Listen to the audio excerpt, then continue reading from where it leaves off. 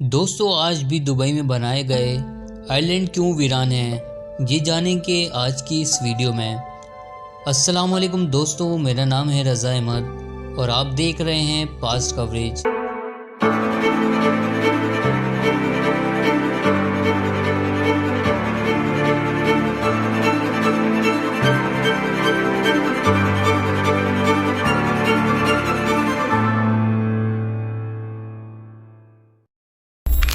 2000 की दिहाई के अवाइल में रियल इस्टेट डेवलपर ने दुबई के साहिल पर आर्टिफिशियल लैंड बनाने का एक बहुत बड़ा मौका देखा। इमारात में रियल इस्टेट की तेज़ी ना रुकने वाली लग रही थी और समंदरी जायदादों की मांग बहुत ज़्यादा थी। दुबई पहले ही अपने बेशतर साहिलों के साथ फैल चुका था। चुनांचे दुबई की हुकूमत की मिल्कियत वाली एक रियल इस्टेट कंपनी नखील प्रॉपर्टीज़ ने सिर्फ 2 दिहाइयों के अंदर इस खित्ते को कंप्लीट चेंज करने का प्लान बनाया। 2001 और 2006 के दरमियान कई प्लान का ऐलान किया गया। कंपनी ने आइलैंड के 3 मुख्तलिफ प्लान्स की प्लानिंग की, जिन्हें स्पेस से देखने पर खजूर के दरख्तों की शक्ल की नुमाइंदगी करनी चाहिए। पाम जुमेरा, पाम जेबल अली और आखिर में पाम डेरिया अब तक की सबसे बड़ी। इसके अलावा दुनिया, जैसे कि ऐलान किया गया है, कम कसाफत वाले मकानात, ज़्यादा कसाफत वाले कॉम्प्लेक्स और तिजारती तौर पर इस्तेमाल किए जा सकने वाले जजीरों के लिए मुख्तलिफ इलाकों की प्लानिंग की गई थी। दूसरे मरहले में दुनिया को एक और इससे भी बड़े प्रोजेक्ट कायनात के ज़रिए पूरा करने का प्लान बनाया गया था। इंसानों के बनाए हुए जजीरों की मंसूबाबंदी की गई थी, जो सूरज, चांद के साथ साथ सोलर सिस्टम के प्लैनेट्स, मिल्की वे और दूर दराज की गैलेक्सी से मुशाबहत रखते थे। पाम जेबल अली के आगे एक और बहुत बड़ा प्रोजेक्ट बनाया जाना था। दुबई वाटर फ्रंट, ये जज़ायर सितारे और कर्व शेप की तरह बनाए जाएं, जो कि इस्लाम में एक अहम अलामत है, और तामीराती प्रोजेक्ट को दुनिया भर में इंसानों के बनाए हुए सबसे बड़े तरक्याती मंसूबे के तौर पर एडवर्टाइज किया गया। इस शेप को इन तमाम प्लान्स के साथ जियोलॉजिकल प्रोसेस से पाम जेबल अली को शेल्टर के तौर पर भी काम करना चाहिए। दुबई के बेशतर साहिलों को चेंज कर दिया गया होगा, क्योंकि एक तरफ अबू ज़हबी की इमारत शुरू होती है और दूसरी तरफ इमारात की इमारत है शारजाह। माजी में एतमाद की सतह जिसके साथ इन प्लान्स को आगे बढ़ाया गया हैरान कुन है, लेकिन इन जज़ायर को वक़ार के मंसूबे के तौर पर दिखाया जाता था, जो दुबई को एक बड़े टूरिस्ट हॉटस्पॉट के तौर पर तरक्की देने के बड़े हदफ को पूरा करते हैं और इस तरह इस जगह के लिए इनकम के नए सोर्सेज पैदा करते हैं, जिसने तेल निकालने के ज़रिए अपनी ज़्यादातर दौलत हासिल की। अब आइए एक नज़र डालते हैं इन स्ट्रॉन्ग डिज़ायर मंसूबों का क्या हुआ। 2001 में नखील प्रॉपर्टीज़ ने पाम जुमेरा की कंस्ट्रक्शन शुरू की। सिर्फ ये मंसूबा दुबई की साहिली पट्टी की लंबाई को 2 गुना कर देगा। 2006 में ज़मीन की बहाली मुकम्मल हुई और फर्स्ट अपार्टमेंट पहले ही हवाले कर दिया गया था। पाम के किनारे बुनियादी तौर पर प्राइवेट हाउसेस की मेज़बानी करते हैं, जबकि पाम की गिर्द ब्रेक वाटर रिंग पर कई बड़े लग्जरी होटल्स बनाए गए थे, जो तूफान से पाम को प्रोटेक्ट करते हैं। जब पाम जुमेरा अभी अंडर कंस्ट्रक्शन था, तो दीगर प्रोजेक्ट्स ने शक्ल इख्तियार करना शुरू कर दी। ऐसा लगता है कि 21वीं सदी दुबई की तरक्की की शरह में एक नई चोटी पर पहुंच गई है। रियल इस्टेट मार्केट में तेज़ी से तेज़ी देखने में आई और बहुत सारे वक़ार के मंसूबे, जैसे कि बुर्ज खलीफा, जो कि दुनिया की सबसे बड़ी इमारत है, तामीर किए गए। सितंबर 2008 में पाम जुमेरा पर वाक़े एटलांटिस होटल ने पूरे पाम पर आतिशबाजी के शो के साथ अपने इफ्तिताह का जश्न मनाया, लेकिन ये तकरीबात तब्दील ना हो सकी कि इंटरनेशनल फाइनेंशियल क्राइसिस ने दुबई को मुतासिर करना शुरू कर दिया। अभी पिछले हफ्ते दुबई ने एटलांटिस होटल کھولنے کے لیے ایک پارٹی کے لیے $20 ملین خرچ کیے۔ دبئی کی پارٹیاں جیسا کہ باقی دنیا اکنامک کرائسس سے دوچار ہے، شاید اب نہیں۔ دبئی گلوبل فائنینشیل کرائسس کی زد میں ہے، خاص طور پر یہ ریئل اسٹیٹ میں۔ ساحل سے دور آرٹیفیشل آئیلینڈ جیسے میگا پروجیکٹ کے کولیپس ہونے کا خطرہ ہے۔ بہت سے تعمیراتی مقامات بند ہو گئے ہیں۔ ڈیمانڈ میں کمی کی وجہ سے زمین کے پلاٹس کی قیمت تیزی سے گر گئی۔ کیا پام جبل علی کی ترقی رک گئی؟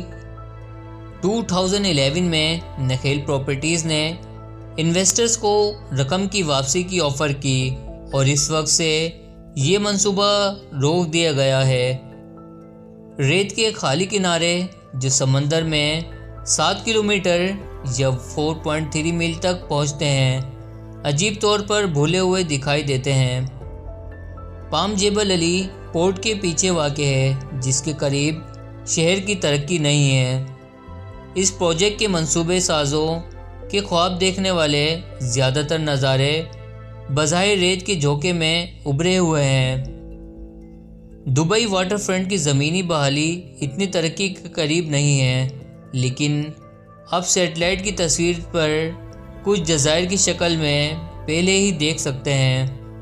یہ پلین بھی بند کر دیا گیا ہے۔ ایسی ہی صورتحال پام ڈیریا کے ساتھ بھی ہے۔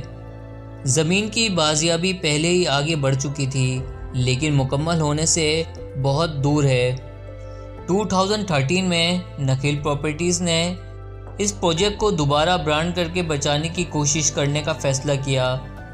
نئی زمین بنانے کو جاری رکھنے کے بجائے اس منصوبے کو چھوٹا کر دیا گیا اور اب اسے صرف ڈیریا جزائر کہا جاتا ہے، اور ایک منصوبہ بند مال، 2 بلند بالا عمارتوں اور ایک شاپنگ اسٹریٹ کے ساتھ موجودہ تعمیراتی کام جاری ہے۔ زمین کی تخلیق زیادہ تر مکمل ہو چکی تھی اور فائنینشیل کرائسس سے پہلے ہی جزائر کا ایک بڑا حصہ سیل ہو چکا تھا، لیکن آئیلینڈ کو مزید ترقی نہیں دی گئی تھی کیونکہ بہت سے انویسٹر جنہوں نے انہیں خریدا تھا مالی بحران کے نتیجے میں اپنے مسائل کا سامنا کر رہے تھے۔ اور اگرچہ کرائسس کے بعد دبئی میں نئے منصوبوں میں سرمایہ کاری میں اضافہ ہوا، ورلڈ پروجیکٹ اس سے فائدہ نہیں اٹھا سکا کیونکہ ایسی کسی بھی انویسٹمنٹ پر واپسی پر کم اعتماد تھا۔ ابتدائی پروجیکٹ کے انکشاف کے 10 سال بعد دی ورلڈ پہلے سے ہی ایسا لگتا ہے کہ موجودہ وقت میں مزید فٹ نہیں ہے۔ اس پلین کی لمبی عمر کے بارے میں بہت سے خدشات پیدا ہوئے کیونکہ نیوز میں بتایا گیا تھا کہ جزائر کے درمیان چھوٹے چینلز سمندر میں گرنے لگے ہیں اور سمندر کی بڑھتی ہوئی سطح اس طرح کے منصوبے کے لیے بڑھتا ہوا خطرہ ہے۔ عام طور پر زمین کی بحالی کے منصوبے کے بارے میں بڑھتے ہوئے خدشات سامنے آئے۔ پام جمیرہ کے رہائشیوں نے پانی کے معیار پر تنقید کی۔ اگرچہ پام کو کٹاؤ سے نکالنے کے لیے بریک واٹر ضروری ہے، یہ قدرتی سمندری حرکت میں بھی رکاوٹ ہے اور پام کے اندر سمندری پانی ٹھہر گیا۔ اس کے علاوہ ماحولیاتی خدشات پر زیادہ توجہ دی گئی۔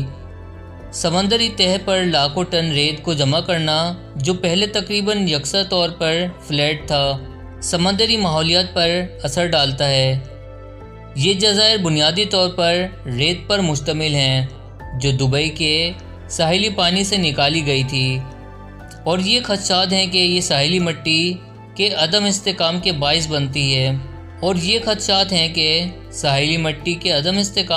بنتا ہے جو قدرتی ساحل کے کٹاؤ کا باعث بن سکتا ہے۔ اس کے علاوہ ساحلی مٹی غیر مستحکم ہے جو قدرتی ساحل کے کٹاؤ کا باعث بن سکتی ہے، یہاں تک کہ اگر یہ نتائج ایک طویل عرصے سے معلوم ہو رہے ہیں تب بھی ماحولیاتی طور پر نقصان دہ منصوبوں کو مارکیٹ کرنا مشکل ہوتا جا رہا ہے۔ حالیہ برسوں میں فروغ پانے والے بہت سے پروجیکٹس ماحولیاتی مطابقت کو شامل کرنے کی کوشش کر رہے ہیں۔ اس کے علاوہ دبئی میں مہاجر وطن تعمیراتی ورکرز کے مشکل حالت زندگی ایک ایسا موضوع ہے جو میڈیا کی زیادہ توجہ حاصل کر رہا ہے۔ اس کے باوجود ان جزائر پر ترقیاتی منصوبے ہیں جو شکل اختیار کرنا شروع کر رہے ہیں۔ ابتدائی طور پر صرف ایک آئی لینڈ تھا جو تیار کیا گیا تھا۔ اس ولا پروجیکٹ کو فروغ دینے کے لیے ایک شو ہاؤس کے طور پر کام کیا۔ 2012 کے موسم گرما میں رائل آئی لینڈ بیچ کلب لبنان کے جزیرے پر کھلا۔ کلب دن کے وقت ٹورسٹ کی میزبانی کرتا ہے جب وہاں بوٹ کے ذریعے پہنچ سکتے ہیں۔ تاہم سب سے بڑے پلان کا اعلان 2014 میں کیا گیا تھا۔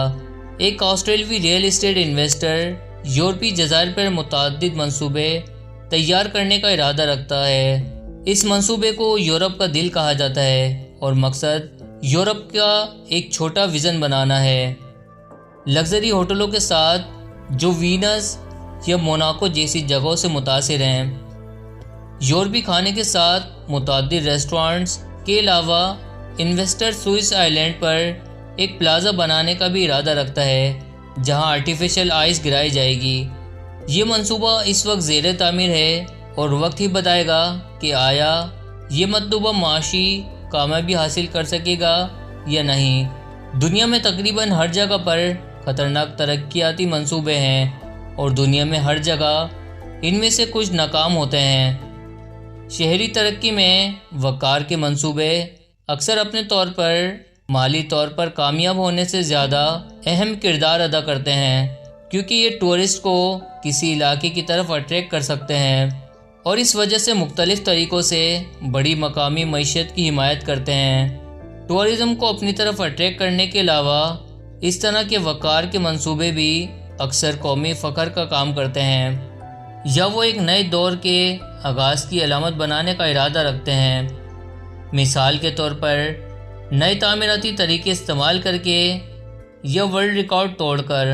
اب اگر دبئی سے منصوبہ بند نشانیاں بنانے پر سوال کیا جاتا ہے تو یقیناً اسی تنقید کا اطلاق کہیں اور بھی ہونا چاہیے، لیکن پھر بھی یہ سوال ہے کہ دبئی کے ساحلی منظر نامے کو تبدیل کرنے والے ان منصوبوں کو ماضی میں کیسا دیکھا جائے گا، ایک ایسے وقت میں جب دبئی کی ترقی سست ہو جاتی ہے اور جب یہ شہر جس کی نمائندگی کرتا ہے وہ کامیاب ہونے کے عزم کا خواب تعمیر ہونا بند ہو جاتا ہے اور اسے صرف جینا پڑتا ہے۔